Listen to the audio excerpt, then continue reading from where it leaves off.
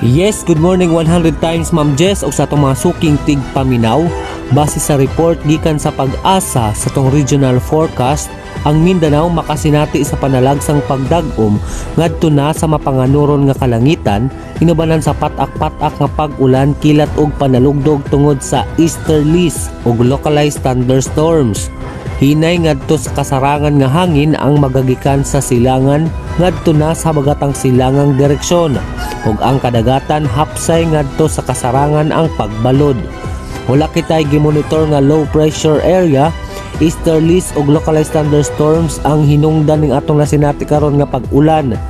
Karong adlaw dinhi sa Tangub City gipaabot nga madag-umon nga panahon.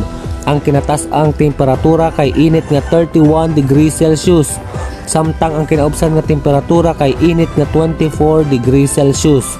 Misubang ang adlaw kaganang alas 5:32 sa buntag ug mosalop kini alas 6:07 sa gabii. Ang kahayag sa adlaw mulungtad sa 12 oras ug 35 minutos.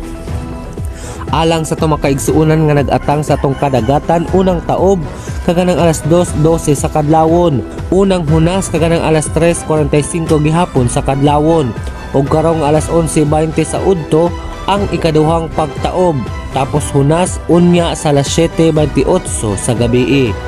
Lakat sa panahon alang sa yanong balita, Untoy Resteliador, una ang Ginoo.